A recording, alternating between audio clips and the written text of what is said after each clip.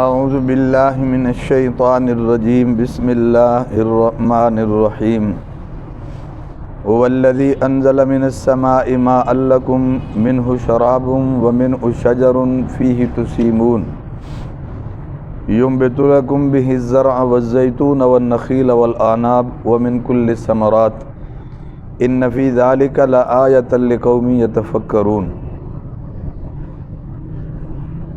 هو الذي أنزل من السماء ماء لكم. اللہ کی نعمتوں کا ذکر ہو رہا ہے. جو چیزیں اللہ نے پیدا فرمائیں، پھر انسان کے نفع کے لیے بنائیں، پھر اس میں اللہ نے حکمتیں رکھیں، فائدے رکھے، ان کا بیان ہو رہا ہے. هو الذی انزل من السماء ماء لکم. اللہ وہ ذات ہے کہ انزل، اس نے اتارا ہے، من السماء آسمان سے، ماء پانی، لکم تمہارے لیے. یعنی اللہ وہ ذات ہے جس نے اتارا آسمان سے پانی تمہارے لیے. یہ جو لفظ سما ہے نا، اس کو ذہن میں رکھ لیں، یہ اور بھی کئی جگہوں پر پھر کام آئے گا. سما کا معنی یہ صرف آسمان نہیں ہے، سما فضا پر بھی بولا جاتا ہے. سما کا لفظ فضا پر بھی بولا جاتا ہے. بلکہ ہمارے استاد وہ فرماتے تھے کہ انسان کے سر سے اوپر جو کچھ ہے یہ سب سما کہلاتا ہے. مثال کے طور پر یہ بادل جو ہوتے ہیں یہ فضا میں ہوتے ہیں، آسمانوں پر تو نہیں ہوتے. اسی طرح یہ جتنا نظام شمسی ہے یہ آسمانوں پر نہیں ہے، بلکہ آسمان سے نیچے اور ہم سے اوپر، یعنی فضا کے اندر ہے. تو سما کا معنی کیا ہے؟ فضا ہے. ٹھیک ہے، تو پھر سن لیں، هو الذی انزل من السماء ماء لکم. اللہ وہ ذات ہے جس نے اتارا من السماء آسمان سے، ماء پانی، لکم تمہارے لیے. یہاں اسی فضا کے معنی میں یہ آئے گا، کیونکہ بادل کہاں ہوتے ہیں؟ فضا میں. من شراب، اس پانی سے، شراب پینا ہے.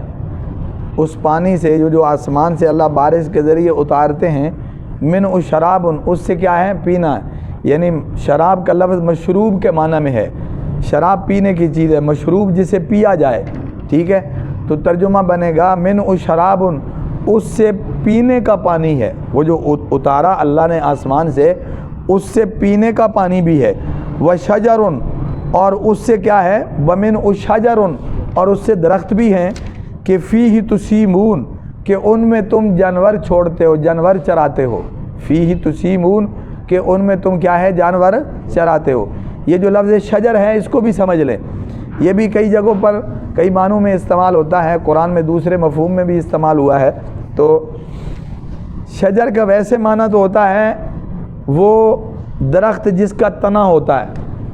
شجر کا یہ مشہور و معروف معنی ہے، اس کا اطلاق اس پر ہوتا ہے.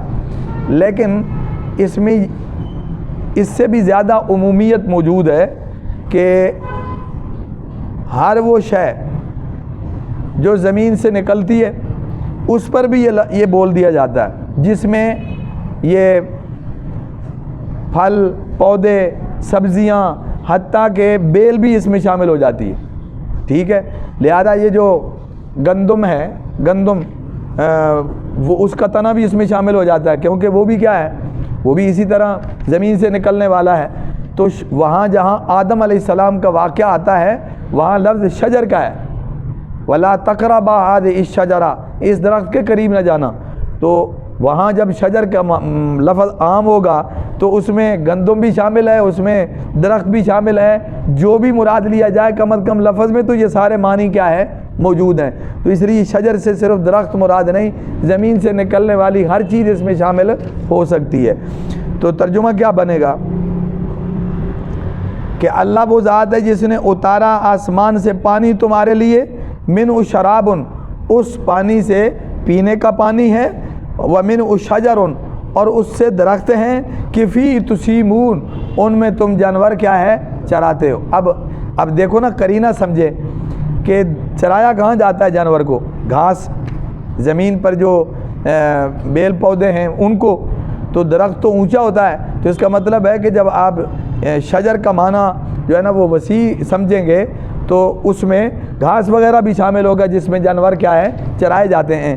تو لہذا یہاں شجر سے یہی معنی مراد ہے کہ اس میں شجرن زمین سے اگنے والی چیزیں بھی ہیں کہ من فیہ تسیمون کہ اس میں تم جانوروں کو کیا کرتے ہو چراتے ہو. ینبت لکم وہ اللہ کی ذات اگاتی ہے تمہارے لیے بھی اس پانی کے ذریعے زرع کھیتی کو والزیتون اور زیتون کو والنخیل اور کھجور کو والاعناب اور انگوروں کو ومن کل الثمرات اور ہر قسم کے میوے ہر قسم کے پھل. یعنی چند کا نام لے دیا جو زیادہ استعمال ہوتے ہیں یا عرب کے علاقوں میں بعض چیزیں جو ہیں وہ متعارف تھیں اس لیے ان کا نام لے دیا ورنہ من کل الثمرات سب چیزیں جو پھل پودے زمین سے نکلتے ہیں وہ سب اسی پانی کے ذریعے. ان فی ذلک لآیہ بے شک اس میں البتہ نشانی ہے لقومی یتفکرون غور و فکر کرنے والے لوگوں کے لیے. اس میں البتہ نشانی ہے اس قوم کے لیے ان لوگوں کے لیے جو کیا کرتے ہیں غور و فکر کرتے ہیں. جو نہ سمجھے تو سارا جہان دیکھ لے اسے کوئی سمجھ نہیں آئے گی. جو غور و فکر کرے تو اس میں بڑی معرفت ہے. اس کے لیے ان مثالوں ان باتوں میں ان چیزوں میں ان اللہ کی مخلوقات میں ان انعامات میں بڑے سبق ہیں اس کے لیے. آ رہی سمجھ میں بات جی؟ دوبارہ اس کا مفہوم ذہن میں رکھ لیں کہ اللہ کی ذات وہ ہے جس نے آسمان سے پانی اتارا پھر اس پانی کے ذریعے اللہ جل جلالہ نے ہمیں کیا کچھ عطا فرمایا. اس پانی سے ہم پیتے بھی ہیں اس پانی سے جو ہے نا نباتات نکلتے ہیں جس سے جانور بھی فائدہ اٹھاتے ہیں اور اسی طرح کھیتی نکلتی ہے زیتون کھجور انگور اور ہر قسم کے پھل پودے نکلتے ہیں اور اس سے انسان استعمال بھی کرتا ہے اور ان کو دیکھ کر ان میں غور و فکر کر کے اللہ کی قدرت معلوم ہوتی ہے اس کی وحدانیت کا پتہ چلتا ہے اور اس کے منع میں حقیقی ہونے کا پتہ چلتا ہے کہ واقعتاً اصل انعامات تو ہم پر کس کے ہیں اللہ کے ہیں. ان سب چیزوں کے خالق اللہ کی ذات ہے. دیکھیے پانی بہت بڑی نعمت ہے اللہ کی. ایسی بڑی نعمت ہے کہ آپ یوں سمجھ لیں کہ کائنات کی بنیاد اور اس کا وجود بھی پانی سے ہے اس کی بقا بھی پانی سے. سمجھ آ رہی بات؟ اس کا وجود بھی اسی سے. وَجَعَلْنَا مِنَ الْمَاءِ كُلَّ شَيْءٍ حَيٍّ ہر شے کو ہم نے پانی سے زندگی بخشی ہے اور پانی ہی اب حیات ہے. پانی سے پانی کو پیتے بھی ہیں پانی سے جناب اس سے نہایا دھویا بھی جاتا ہے اس سے صفائی ستھرائی کا نظام بھی چلتا ہے اس سے کاشتکاری کا نظام بھی چلتا ہے. سمجھ آ رہی بات؟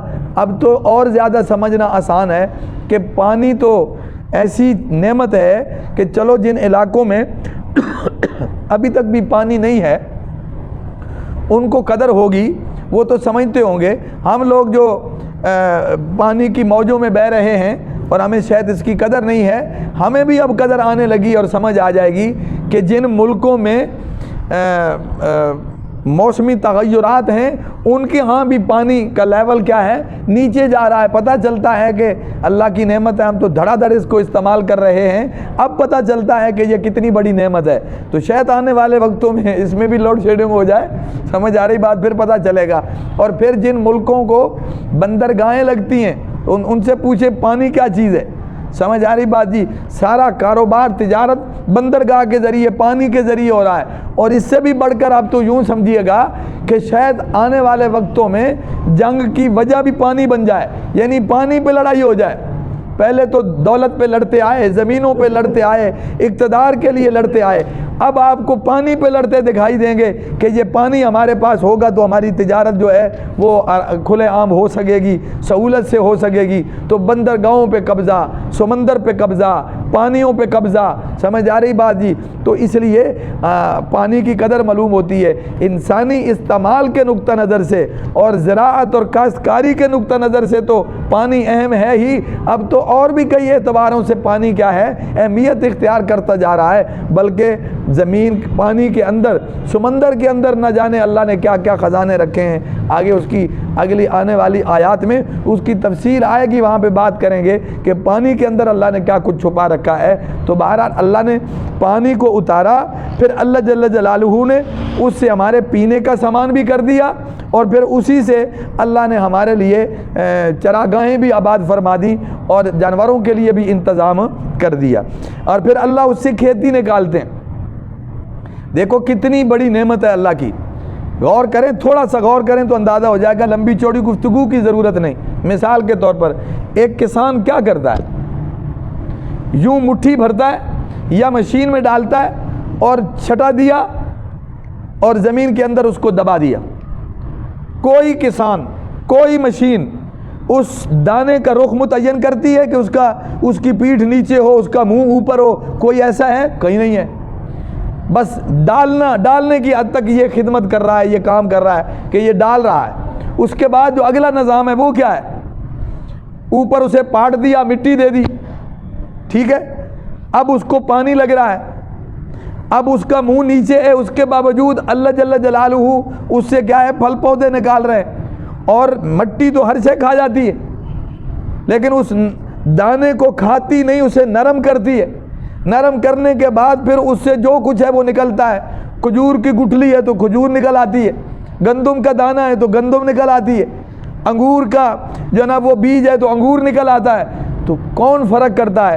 ہم دیہاتوں میں دیکھتے ہیں کہ بعض دفعہ اگر بیج گڑمڑ ہو جاتا ہے اور وہ چھٹا لگ جائے تو دونوں چیزیں نکل آتی ہیں. ہم نے بیجا کچھ اور ہوتا ہے تو کہیں کہیں پودے اور بھی نکل آتے ہیں, جس کا مطلب یہ ہے کہ ڈالنے والے کو نہیں پتا میں نے کیا ڈالا ہے, مگر نکالنے والے کو پتا ہے میں نے یہاں کیا نکالنا ہے, یہاں کیا نکالنا ہے. کوئی غلط فہمی نہیں ہے. سمجھ آ رہی بات؟ یہ سب اللہ جل جلالہ کی کیا ہے, قدرت ہے کہ اللہ جل جلالہ اس پانی سے کیا ہے, کھیتی نکالتے ہیں. تو اس میں کسان کا کوئی کمال نہیں ہے. پھر اس کے نکلنے کے بعد کون سا وہ تیار ہو جاتی ہے, پھر اس کو موسم کا سامنا, سمجھ آ رہی, آب و ہوا کا سامنا, گرمی اور ٹھنڈک کا سامنا, بارشوں اور طوفانوں کا سامنا, گرم و سرد ہواؤں کا سامنا, یہ سب اللہ ہی ہے, انہیں سنبھالتا ہے. جیسی انہیں حدت و شدت چاہیے, گرمی چاہیے, حرارت چاہیے, جتنی چاہیے اتنی اللہ انہیں کیا ہے, دے رہا ہے. ورنہ ہمارے ہاتھ سے تو چیزیں جل جاتی ہیں, تو اللہ جل جلالہ انہیں جو ہے نا وہ پکا رہا ہے اور کھانے کے قابل بنا رہا ہے. تو سمجھ آ رہی بات جی؟ تو یہ اللہ جل جلالہ کا انعام ہے کہ پانی سے اس نے کیا ہے, کھیتی کو نکالا. پھر والزیتون والنخیل والاعناب, اب زیتون ہے, یہ کتنی بڑی نعمت ہے اللہ کی. زیتون کا استعمال کتنے طریقوں سے دنیا میں ہو رہا ہے. بطور تیل کے اسے استعمال کر رہے ہیں, مالش کے طور پہ اسے استعمال کر رہے ہیں, سمجھ آ رہی بات جی؟ اور اسی طرح علاج معالجے کے طور پر اس کا استعمال کر رہے ہیں. پوری مارکیٹ آباد ہے زیتون سے, تو کتنے طریقوں سے اس کا استعمال ہو رہا ہے. پھر کھجوریں دیکھ لیں, کتنی بڑی نعمت ہے اللہ کی کھجور. سمجھ آ رہی بات جی؟ ایک عجوبہ ہے اللہ کی طرف سے. یہ جو کھجور ہے اس پہ کتابیں لکھی گئی ہیں, احادیث میں اس پہ بڑا کچھ ہے. تو یہ مستقل موضوع ہے, اس لیے اللہ جل جلالہ نے بہت بڑی نعمت عطا فرمائی.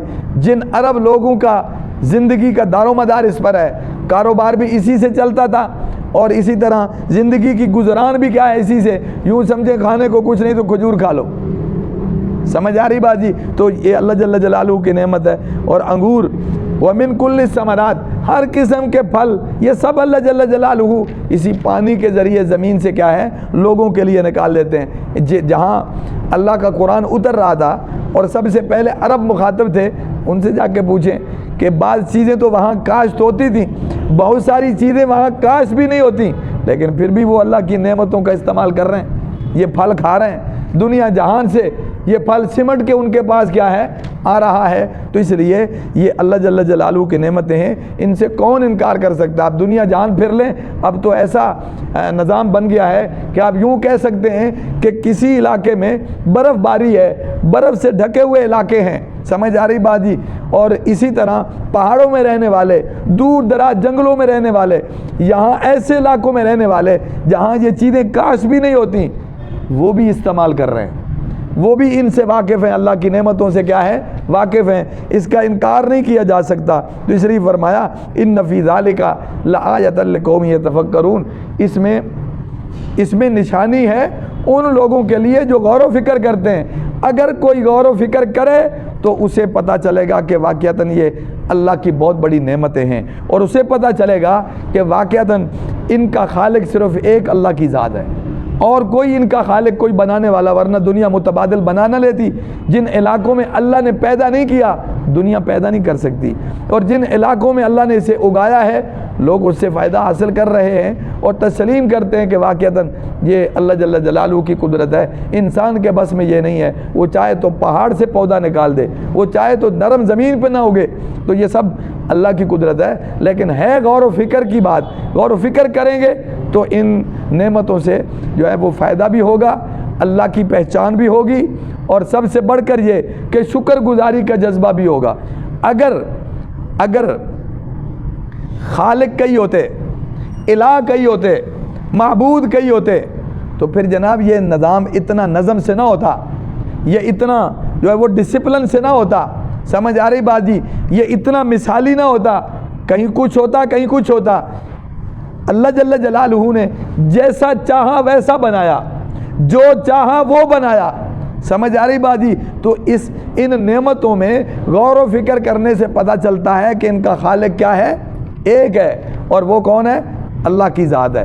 اب جو لوگ کہتے ہیں کہ جی کائنات خود بخود بن گئی، خود بخود چل رہی ہے، اور یہ نظام، توجہ کریں، یہ نظام خود بخود چل رہا ہے، یار یہ کائنات خود بخود وجود میں آ جاتی تو اتنے نظم سے یہ چیزیں بنتی، اتنی ترتیب سے بنتی، سمجھ آ رہی بات جی؟ کہ ایک ہی جگہ پہ کوئی دوسری شے نہیں آ سکتی، ہر شے اپنے اپنے دائرے میں ہے، تو ایسا نہیں ہو سکتا۔ اس سے پتہ چلا کہ یہ خالق نے اپنے ارادے سے بنایا ہے، حکمتوں سے بھر کے بنایا ہے، فائدوں سے بھر کے بنایا ہے، یہ خود بخود بننے والی چیز نہیں ہے، یہ غلط فہمی ہے، بلکہ انسان کے لیے بہت بڑا دھوکہ ہے، اس کو غلط فہمی ہے۔ اللہ نے اسے بنایا اور حکمتوں اور فائدوں سے بھرپور بنایا ہے، تو اللہ جل جلالہ ہم سب کو کائنات میں اور ان نعمتوں میں، ان تخلیقات میں اللہ غور و فکر کی توفیق نصیب فرمائے، اور اللہ سمجھ کی توفیق نصیب فرمائے، اللہ عمل کی توفیق عطا فرمائے۔